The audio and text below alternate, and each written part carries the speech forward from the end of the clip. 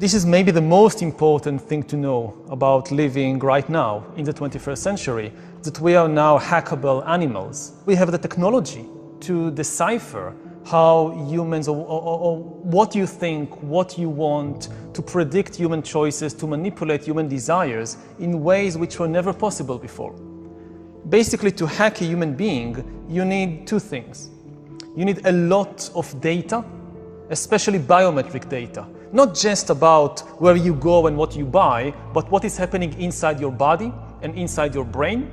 And secondly, you need a lot of computing power to make sense of all that data. Now, previously in history, this was never possible. Nobody had enough data and enough computing power to hack human beings. Even if the KGB or the Gestapo followed you around 24 hours a day, eavesdropping on every conversation you had, watching everybody you meet. Still, they did not have the biological knowledge to really understand what's happening inside you, and they certainly didn't have the computing power necessary to make sense even of the data they were able to collect.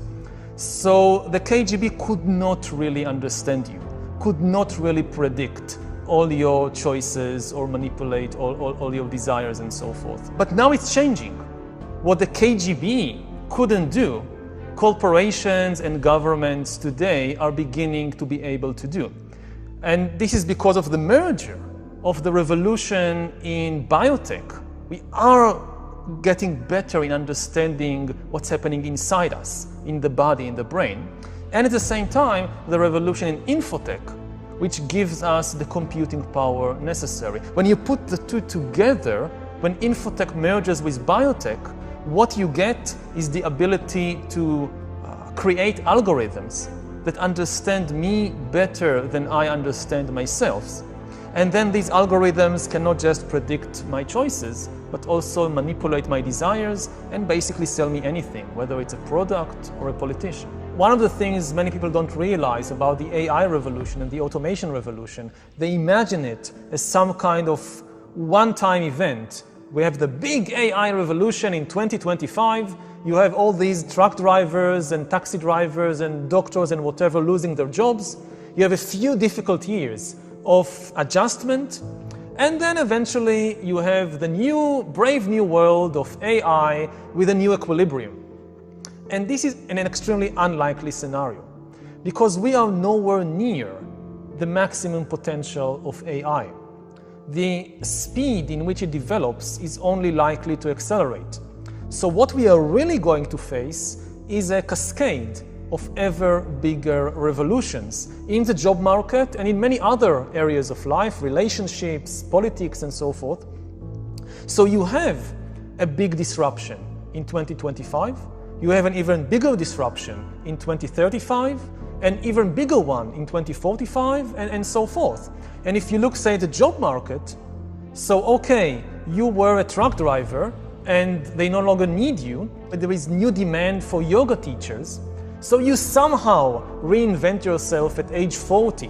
I'm no longer a truck driver, now I'm a yoga teacher. It's very difficult, you somehow do it. 10 years later, no need of yoga teachers, thank you very much. We now have these amazing applications connected with biometric sensors to your body. They know exactly what you're doing with every tiny muscle. As you do this posture or that posture, no human yoga teacher can compete with that. You're out of job. You have to reinvent yourself again as a designer of virtual world games. And you do it somehow. But 10 years later, you have to do it again, because this too has now been automated.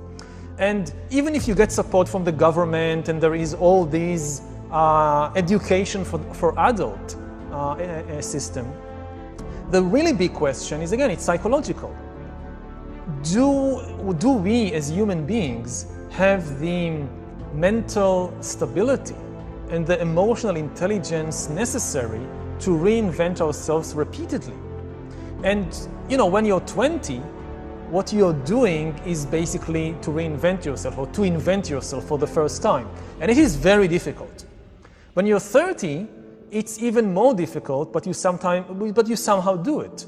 But when you get to be 40, 50, 60, it becomes more and more difficult. You have more to let go of. I've invested so much in building this career, this personality, these skills. To give it all up and start again from anew, it's so difficult. So I don't know whether we can do it.